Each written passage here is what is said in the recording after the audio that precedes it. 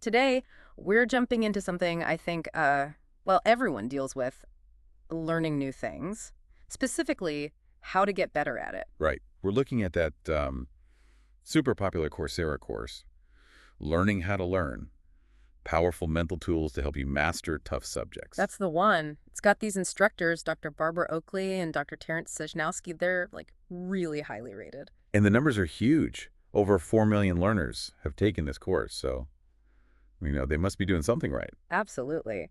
So our mission here is to kind of pull out the key tools, the really practical techniques from the course. Yeah, the stuff you, the listener, can actually use, like, right away. Doesn't matter what you're trying to learn, right? Okay. The new skill for work, maybe a language, or just getting more from, I don't know, reading. Exactly. And it covers a lot of ground, things like creativity, self-awareness about how you learn. Lifelong learning habits, productivity, even time management and stress.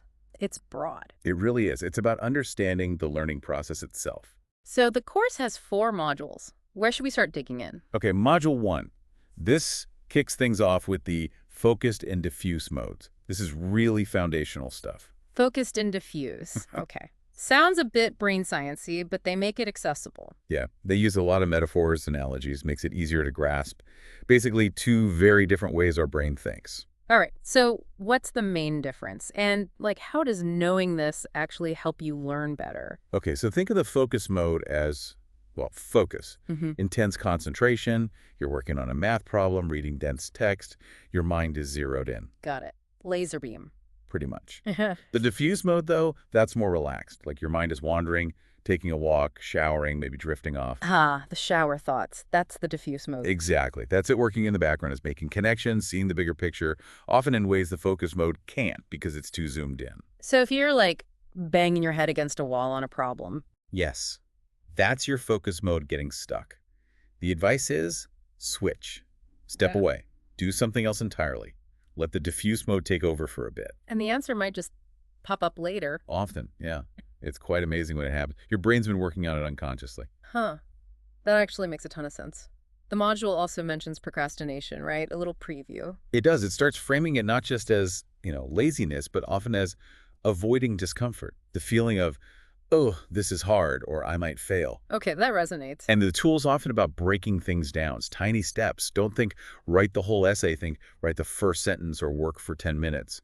Just starting is key. Yeah, getting over that initial hump. Memory comes up too. And sleep. What's the surprising bit there? The big takeaway is that sleep isn't passive. It's crucial for learning. It's when your brain actually consolidates memories, strengthens the connections you made while studying or practicing. So cramming all night, probably not the best strategy. Generally, no. You're missing that vital consolidation phase. Good sleep is actually part of an effective learning plan. Right. Okay, so this first module sets the stage.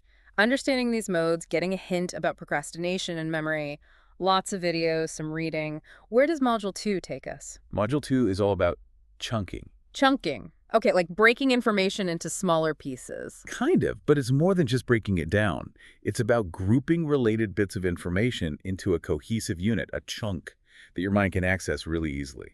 Okay, so learning a guitar chord isn't just memorizing finger positions. It becomes one thing, the G chord chunk. Exactly, that's a great example. Yeah. You practice it until it becomes automatic, a single mental package. And building these chunks, it frees up your working memory. How so? Because instead of juggling lots of little details, your brain just accesses the chunk. This lets you think at a higher level, see connections between chunks, solve more complex problems. It can even boost creativity. So build a library of these chunks in your subject. That's the idea. But Module 2 also warns about something called illusions of competence. Ooh, sounds tricky. What's that? It's when you think you know something well, but you don't. Often happens from passive review, like just rereading your notes or highlighting text. Yeah, I've done that. Feels productive, but maybe isn't. Exactly. You mistake familiarity for true understanding. The antidote is active recall, or retrieval practice. Testing yourself, forcing your brain to pull the information out without looking. Okay, so quizzing yourself is way better than just rereading. Makes sense. What about overlearning? Is that a thing? It is. It's practicing something even after you've mastered it. Now, sometimes that's good, like for basic skills you need to be automatic. But often it has diminishing returns. You could be spending that time learning something new. Finding that sweet spot. And this module talks about interleaving, too. That sounds complicated. It sounds counterintuitive, maybe. Instead of practicing one skill or topic over and over in a block, like doing 20 problems of type A, you mix it up. Do a type A problem, then a type B, then a type C, then back to A. Why on earth would mixing things up help? Seems like it would just confuse you. Well, research shows it actually leads to deeper, more flexible learning. When you interleave, your brain has to work harder to figure out which strategy or concept to apply each time. Ah, so instead of just going on autopilot for one type of problem, you're constantly having to think, okay, what kind of problem is this one? Precisely. It forces discrimination between concepts and strengthens your ability to choose the right tool for the job later on, especially in like a real test situation where things are mixed up anyway. Okay, that's actually a really smart insight. So Module 2 is really about building that solid knowledge base effectively.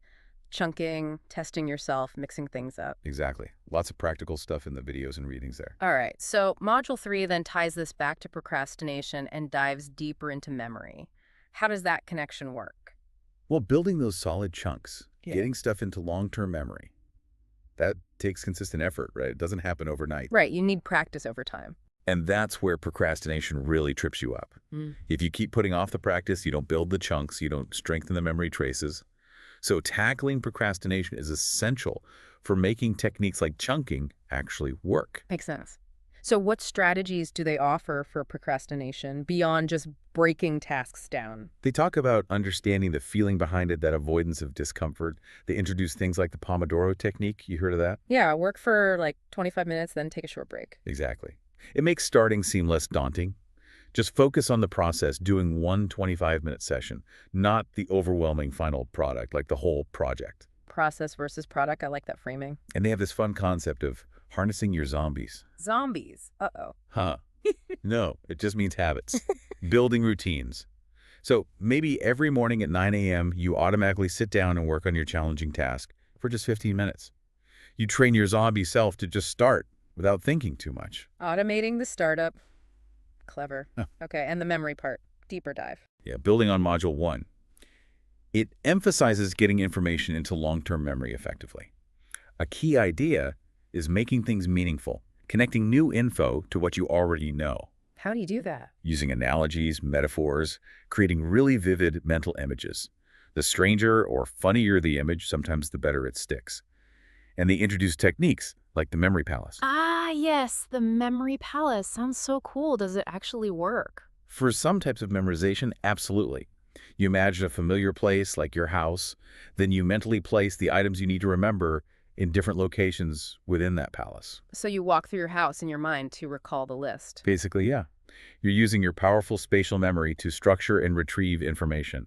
It takes practice, but it can be incredibly effective for lists, sequences, that kind of thing. Wow. Okay, so Module 3 is really about the practicalities, managing time and motivation, and using specific techniques to lock things into memory. You got it. Videos, reading, and assignments focused on applying these things. Which brings us to the last part, Module 4, Renaissance Learning and Unlocking Your Potential. Sounds grand. It kind of brings everything together and adds some broader strategies. It talks a lot about the social aspect of learning. Like study groups. Yeah, but more than just quizzing each other. Discussing ideas, trying to explain a concept to someone else that forces you to really clarify your own understanding. It's a powerful learning tool. Teaching is learning, essentially. What else? Big focus on mindset, recognizing your own strengths, but also tackling that feeling of imposter syndrome. Oh, yeah, that feeling that you're not really qualified, that you're going to be found out. Exactly. The course stresses that this is super common, especially when you're learning challenging things. It encourages a growth mindset, believing you can improve with effort, versus a fixed mindset where you think your talent is just set. That's huge. And I saw something about a test checklist, like for pilots. Yeah, basically.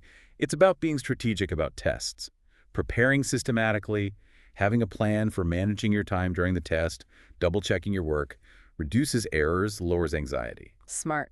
What's this hard start jump to easy strategy? Okay, so if you're taking a test or working on problems, maybe start with the hardest one first. Give it a solid try.